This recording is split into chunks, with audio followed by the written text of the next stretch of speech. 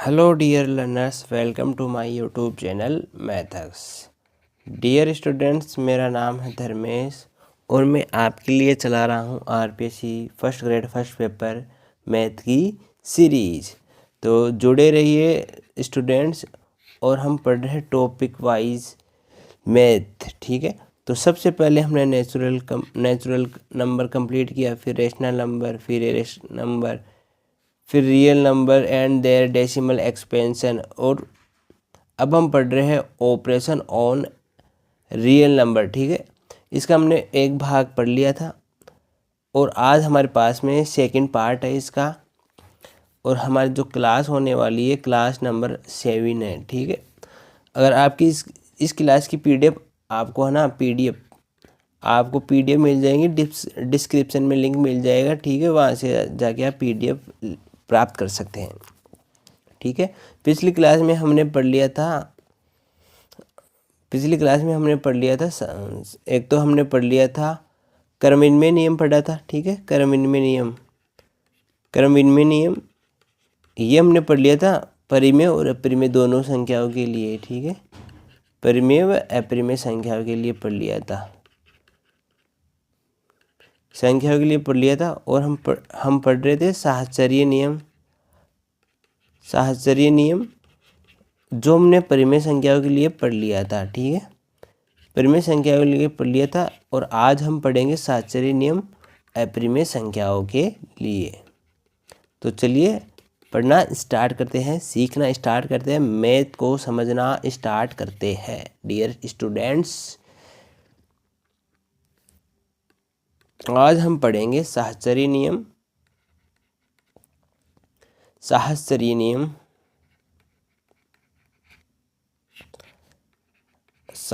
नियम वो भी अपरिमेय संख्याओं के लिए। ठीक है, अपरिमेय संख्याओं के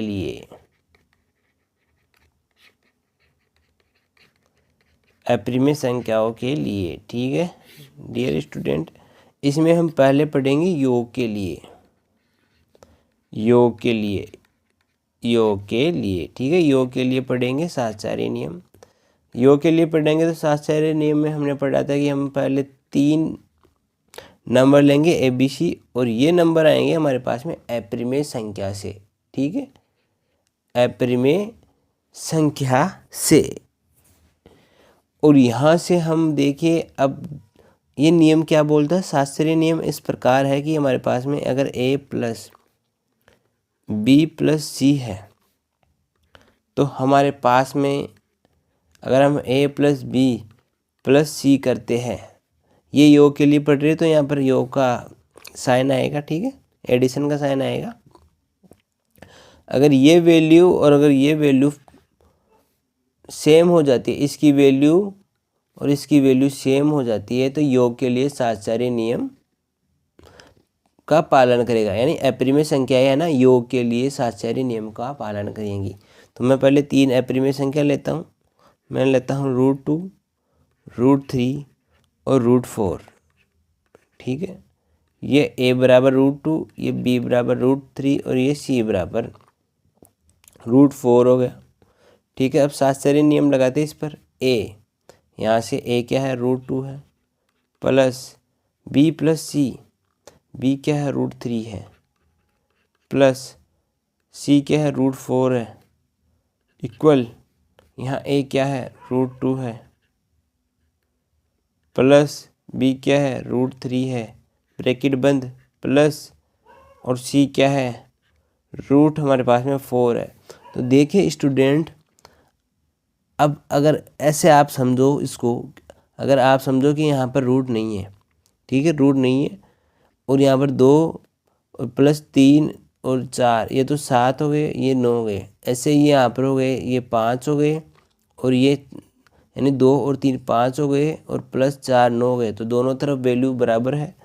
तो हमारे पास में अपरिमेय संख्या योग के लिए साहचर्य नियम का पालन करती है। तो हमारे पास में जो रिजल्ट निकल के आया है, हमारे पास में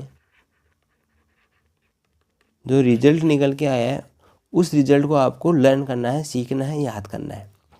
तो रिजल्ट ये है हमारे पास में, जो अपरिमेय संख्या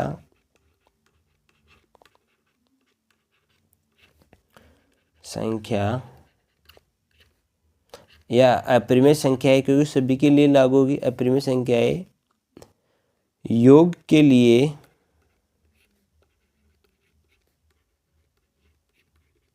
साहचर्य नियम का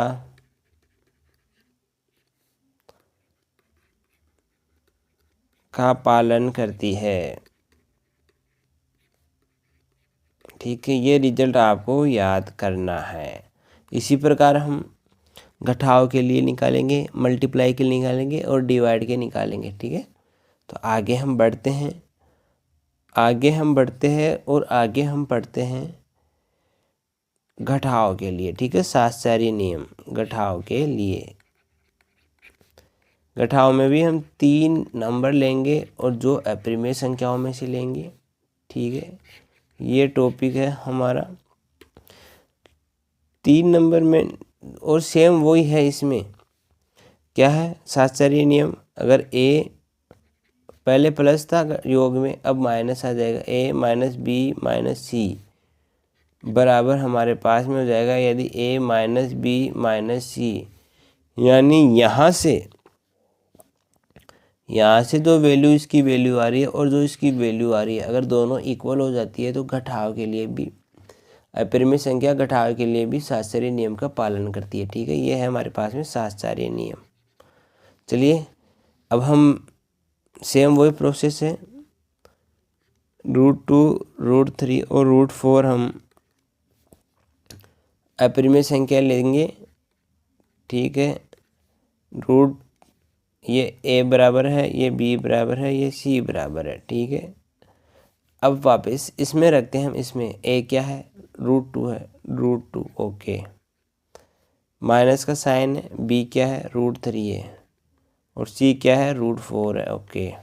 इक्वल a क्या है, √2 है, b क्या है, √3 है, माइनस c क्या है, √4 है। ठीक है, अब देखिए स्टूडेंट, अगर इसको सोल्व कैसे करें। देखिए ये अपरिमेय संख्या है, इसको सोल्व हम कर नहीं सकते वैसे जेन्युइन तरीके से, क्योंकि इसमें बहुत सारे नंबर टर्म्स हैं। ठीक है, नंबर ऑफ टर्म्स है, यानी इसमें बहुत सारी संख्या है। तो इसको सरल कैसे करेंगे, तो आप इसको केवल 2 मानो, इसको 3 मानो, इसको 4 मानो, इसको 2, इसको 3 और 4 मानो। यानी एक तरह से आपको ये अंडरूट है ना, उसको हटा के देखना है।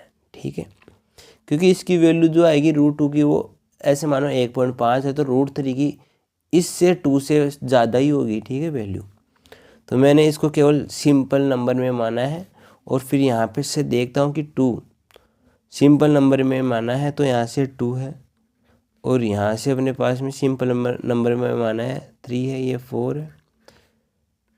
ये समझाने के लिए, लेकिन ऐसा आपको करना नहीं है, आपको रिजल्ट याद करना है। यहाँ पे 2 है, यहाँ पे 3 है, और यहाँ पे -4 है। तो यहाँ से हमारे पास में 2 माइनस, यहाँ से कितना बन जाएगा, -1 बच जाएगा। ठीक है, और यहाँ से यहाँ -1 और यहाँ -4 हो जाएगा ओके। यहाँ से हो जाएगा +1 हो जाएगा ये। ठीक है, और यहाँ से हो जाएगा +4 हो जाएगा, ये मल्टीप्लाई करेंगे। यहाँ से 3 और यहाँ से 4, तो इसका मतलब जो इसकी वैल्यू आई है हमारे पास में, जो अगर इसकी वैल्यू है, इसकी वैल्यू तो हमारे पास में क्या आई है, इस वाले की तो 3 आई है, और इस वाले की वैल्यू 4 आई है, यानी सेम वैल्यू नहीं आई। सेम वैल्यू नहीं आई है तो ये साहचर्य नियम इस पर लागू नहीं हुआ है। तो हम यहाँ पर कह सकते हैं कि जो हमारा रिजल्ट क्या हुआ, हमारा जो रिजल्ट हुआ वो ये हुआ है कि अपरिमेय संख्याएं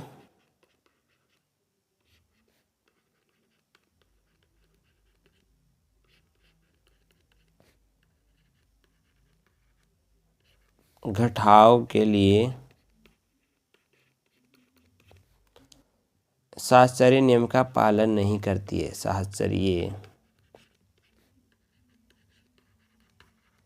नियम का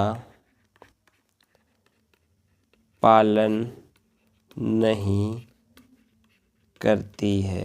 तो ये डियर स्टूडेंट, ये हमारे पास में ये रिजल्ट है जिसको आपको याद करना है। अब हम पढ़ेंगे गुणा के लिए, क्योंकि अपरिमेय संख्या पढ़ रहे तो अपरिमेय संख्या की बात होगी और अपरिमेय संख्या की गुणा की बात होगी, ठीक है। और आपको पता है शास्त्रीय नियम क्या है, इसमें हम क्या लेंगे कि पहले 3 अपरिमेय संख्याएं लेंगे, ठीक है। ये 3 अपरिमेय संख्याएं हैं और शास्त्रीय नियम अब गुणा है, तो गुणा है तो ए गुणा बी गुणा सी, फिर ए गुणा बी गुणा सी, ठीक है। अगर प्लस के लिए पढ़ रहे थे तो हम प्लस कर रहे थे यहाँ पे, और माइनस के लिए पढ़ रहे थे हम यहाँ पर माइनस किया, ठीक है। अब की बार गुणा के लिए पढ़ रहे तो हम गुणा करेंगे। अगर ये वैल्यू और ये वैल्यू सेम आती है, इसकी वैल्यू और इसकी वैल्यू सेम आती है, तो आपको क्या करना होगा। अगर सेम आती है तो ये शास्त्रीय नियम का पालन करेंगे, ठीक है। ये हम पार्ट 2 पढ़ रहे हैं। अब जिसने भी पार्ट 1 नहीं देखा है और उसको डिस्क्रिप्शन में लिंक मिल जाएगा, पहले पार्ट 1 देखें फिर पार्ट 2 देखें, ठीक है। तो इसके लिए सोल्व करते हैं। मैंने लिया है √2 √3 √4, ओके, ये मैंने लिया है, ये A = √2, B = और ये C = है। इस नियम में पुट करेंगे कि वैल्यू और चेक करेंगे, ठीक है। करते हैं। पहले A की वैल्यू है √2, ओके, मल्टीप्लाई का साइन, B की वैल्यू √3, C की वैल्यू √4 होती है, ठीक है। इसकी वैल्यू पुट कर दिया इक्वल, अब इसकी वैल्यू पुट करेंगे √2 मल्टीप्लाई का साइन 3 ब्रैकेट बंद मल्टीप्लाई 4, ओके। अब देखिए यहाँ से क्या होगा, √2 ऐसे का ऐसा मल्टीप्लाई, अब ठीक है ये अंदर हो जाएगा, ठीक है। इसको हम इस प्रकार लिख सकते हैं 3 × 4, ओके। प्रॉपर्टी है रूट की, जो अगर आगे आपके कोर्स में है घातांक वाले में, वहाँ पे आपको समझ में आ जाएगा, ठीक है। नेक्स्ट जो टॉपिक पढ़ेंगे ना उसमें आपको समझ में आ जाएगा क्या हो रहा है, अंदर कैसे आ रहा है। तो 2 × 3 ये अंदर आ गया, गुणा 4 बाहर, यहाँ से √2 गुणा, यहाँ से हो जाएगा √12 हो जाएगा अंदर, ठीक है, √12 है। और यहाँ से हो जाएगा √6 मल्टीप्लाई √4।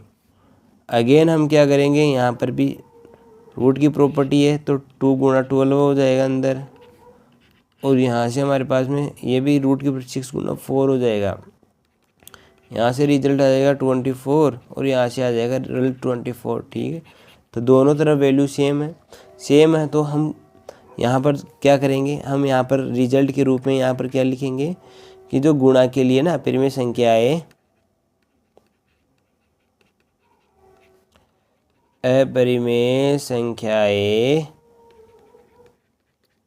गुणा के लिए अपरिमेय संख्याएं गुणा के लिए शास्त्रीय नियम का पालन करती है, शास्त्रीय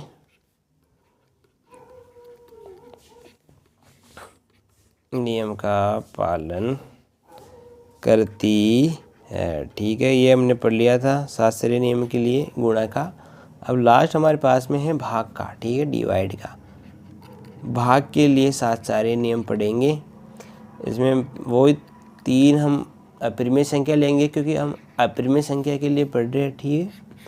शास्त्रीय नियम क्या होता है, अगर A का डिवाइड हम करेंगे B के डिवाइड C में, ठीक है, वही नियम है जो पहले प्लस के लिए था, अब फिर माइनस के लिए, फिर मल्टीप्लाई के लिए था, अब भाग के लिए सेम शास्त्रीय नियम है। भाग के लिए पढ़ रहे तो भाग का साइन लगा दिया, ठीक है। डिवाइड के लिए पढ़ रहे तो डिवाइड का साइन लगा दिया। 3 संख्या ले लेंगे हम A B C, ठीक है, A B C, और A B C हमारे पास में क्या है, अपरिमेय संख्या है, और √2 √3 और √4 हमने लिया है, ठीक है, सिंपल समझाने के लिए। ये सभी संख्याओं के लिए लागू होगा, ठीक है, नियम। अगर इन पर लागू जो हो रहा है ना वो नियम सभी अपरिमेय संख्या पर लागू होगा। पुट करते हैं, A की वैल्यू है √2, डिवाइड का साइन है, ब्रैकेट है, B की वैल्यू है √3, डिवाइड का साइन है, वैल्यू है 4, ओके। अब क्या करेंगे, नेक्स्ट A की वैल्यू है √2 डिवाइड यहाँ √3 डिवाइड और रूट 4, ठीक है। अब देखिए इसको सोल्व करते हैं। रूट 2 ऐसा कैसा, डिवाइड, ब्रैकेट को सोल्व करेंगे, ब्रैकेट में रूट 3 डिवाइड रूट 4 हो जाएगा, ठीक है। इसके नीचे आ जाएगा इक्वल टू, यहाँ आ जाएगा रूट 2 और डिवाइड करते हैं तो नीचे आ जाता है, ठीक है, रूट 3, फिर डिवाइड का साइन और रूट 4। अब देखिए, अब दोनों टर्म देखिए, ये लेफ्ट वाली टर्म देखिए और ये वाली लेफ्ट वाली टर्म देखिए, तो इसके नीचे रूट 3 है, तो इनको बराबर कैसे करेंगे, इसके नीचे 1 करेंगे, ठीक है। अब देखिए सेम, और इसके नीचे इधर 1 कर देंगे तो सेम टर्म हो जाएगी, ठीक है। ऐसा करना होगा क्योंकि इसके यहाँ पर p/q के फॉर्म में लेफ्ट टर्म है, तो यहाँ पर भी p/q के फॉर्म में होगा। उसका कारण ये है कि अगर हम इस प्रकार ये नहीं करते हैं तो जो यहाँ पर डिवाइड होगा ना रूट 3/4 का, वो सीधे यहाँ पर रूट 2 के नीचे डिवाइड हो जाएगा, जो कि गलत हो जाएगा। तो अब देखिए इन दोनों को सोल्व करता हूँ पहले। इधर है रूट 2/1, डिवाइड का साइन है तो ये नीचे आ जाती है वैल्यू, रूट 3/4 हो गए, नीचे आ गई, इक्वल। इसको सोल्व करेंगे तो पहले रूट 2/3 ऐसे कैसा रहेगा, डिवाइड का चिन्ह है तो डिवाइड इसका दे रहे हैं तो डिवाइड देंगे तो रूट 4/1। यहाँ से हमारे पास में ये 1 नंबर पर है, ये 2 नंबर पर, ये 3 नंबर पर, ये 4 नंबर पर है।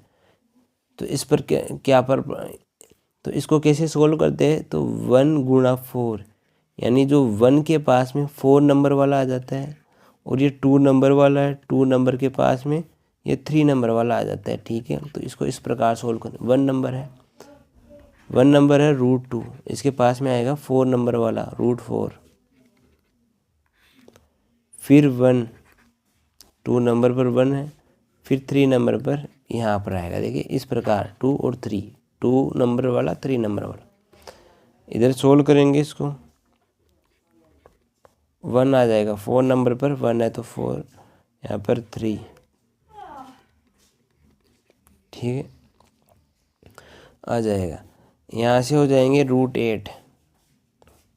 अगर यहाँ से हम देखना चाहे तो यहाँ हो जाएगा, हमने पास में अंदर गुणा हो जाएगा रूट के अंदर, अभी पहले किया था हमने, ठीक है। तो यहाँ पर रूट 8 हो जाएगा और नीचे रूट 3 हो जाएगा, इधर हो जाएगा रूट 2 ऊपर और रूट 12 हो जाएगा, ठीक है। तो ये संख्याएं बराबर नहीं है, बराबर नहीं है, संख्याएं बराबर नहीं है। चलो आगे सोल्व करके दिखाता हूँ मैं। हमारे पास में रूट 8/√3, रूट 3/√12 है। आगे सोल्व करते हैं। रूट 8/√3 है और रूट 3/√12 है। अब देखिए इसको सोल्व करूँगा, इसको सोल्व करूँगा ना मैं, तो ये प्रॉपर्टी होती है, ये अपने पास में दोनों ही रूट के अंदर आ जाते हैं। यहाँ से भी ये प्रॉपर्टी होती है, दोनों ही रूट के अंदर आ जाते हैं। इसको सोल्व करेंगे, यहाँ से ये इसके अंदर कट सकती है तो 1/4 हो गया। इधर रूट में 8/3 है एंड रूट, ठीक है, और इधर रूट में है 1/4, तो दोनों नंबर सेम नहीं है, सेम नहीं है। तो हमारा रिजल्ट क्या रहेगा, हमारा रिजल्ट ये रहेगा कि जो अपरिमेय संख्या है ना,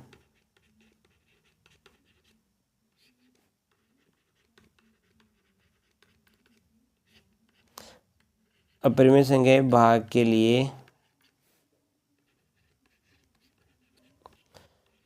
साहचर्य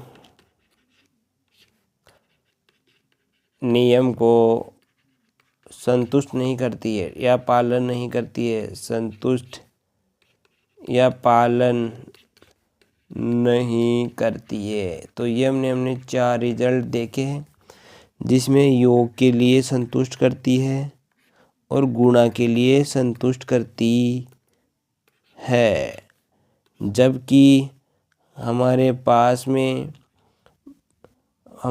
में घटाव और भाग के लिए ये संतुष्ट नहीं करती है। तो ये रिजल्ट हमने पढ़ा है, ठीक है। इस रिजल्ट को आपको याद करना है और वेरी इम्पोर्टेंट है, इनको याद करना है जो लास्ट में लिखा था, ठीक है। अब सुनिए आप, ये तो हमने पढ़ लिया था